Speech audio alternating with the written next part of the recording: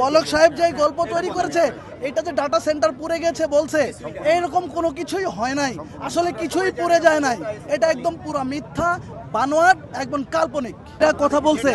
আপনি আজকে যে ইসিরা কথা বলেছে যে আমরা 7 দিন ইন্টারনেট 10 দিন বন্ধ ছিল, আমরা এটার বিপক্ষে ছিলাম, তারা তো নির্বাচিত ইসি ছিল, তাহলে তারা তখন কোথায় ছিল যখন বন্ধ করে রেখেছে? তাদের যেই আমাদের পলক সাহেব বন্ধ করে রেখেছিল, পলক সাহেবের পিছনে দাঁড়ায় দাঁড়ায় তারা ভিডিও করছে, তখন তো তারা বলে নাই।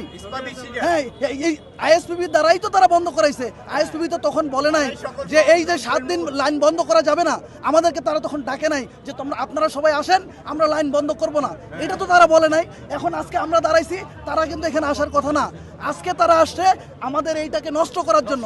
তারা সামনে দাঁড়াইছে একটাই কারণ সামনে দাঁড়ায় তারা সামনে এখন বলতে চায় যে আমরা তো এটার পক্ষে, আসলে তারা পক্ষে ছিল না, তারা ছিল সরকারের পক্ষে, এবং সরকার যা বলেছে তারা সেটাই করেছে, তারা দালাল। পলক সাহেব যে গল্প তৈরি করেছে এটা যে ডাটা সেন্টার পুড়ে গেছে বলছে, এইরকম কোনো কিছুই হয় নাই, আসলে কিছুই পুড়ে যায় নাই, এটা একদম পুরো মিথ্যা বানোয়াট একদম কাল্পনিক।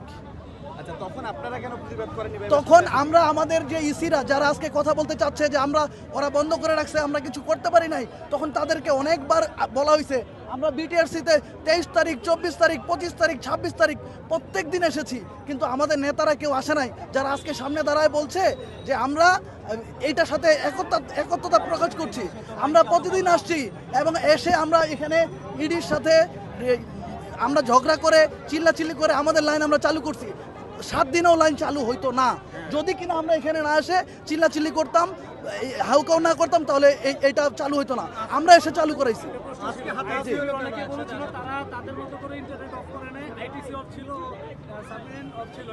সাবমেরিন আসলে অফ ছিল না, বাংলাদেশ থেকে তারা নিজেরাই বন্ধ করে বলছে সাবমেরিন অফ, বলছে ডাটা সেন্টার পুড়ে গেছে। আইসিটি অফ ছিল না, আইসিটি অফ ছিল না, হ্যাঁ আইটিসি অফ করে নাই।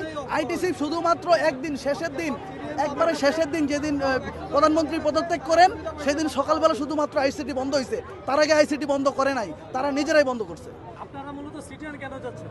সিডিএনটা চাচ্ছি, সিডিএনটা হচ্ছে প্রান্তিক পর্যায়ে আমাদের কাছেই ছিল, সিডিএনটা তারা নিয়ে গেছে। এই সিডিএনটা নিয়ে আমরা চাচ্ছি, কারণ হলো আমরা যদি সিডিএনটা আমার ঘরে থাকে তাহলে আমার খরচটা কম হবে, আমার লেটেন্সিটা কম হবে, কাস্টমারকে আমি ভালো সার্ভিস দিতে পারবো, বেটার সার্ভিস কাস্টমার পাবে, এটাই হচ্ছে আমরা এই জন্যই চাই।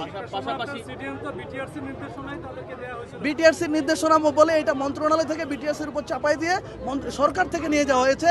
এটা দীর্ঘদিন যাবত তারা পরিকল্পনা করছিল যাতে করে তারা যদি এক জায়গায় নিয়ে যায়, এই যে বন্ধ যে এখন করছে বন্ধটা তাড়াতাড়ি করতে পারবে। যদি আমাদের কাছে থাকতো, আমরা 3000 পরিবার, 3000 আইএসপির কাছে যদি আজকে সিডিএন থাকতো, বন্ধ করতে 1 ঘন্টায় পারতো না, 12 ঘন্টা, 14 ঘন্টা, 15 ঘন্টা লেগে যেত। এই জন্যই তারা এই কাজটা করছে।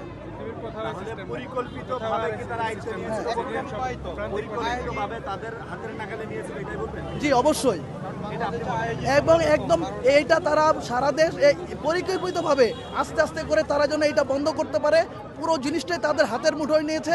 এই জন্য শুধুমাত্র কয়েকটি আইএজি কোম্পানিকে এটা দেওয়া হয়েছে, কারণ আইএজি আছে 30টা, আমরা আইএসপি আছি 3000, তাহলে 3000 থেকে 30টাকে বন্ধ করতে তাড়াতাড়ি হবে, যার কারণে আমাদের পেটে লাথি মেরে তারা সবগুলো নিয়ে গেছে তাদের কাছে।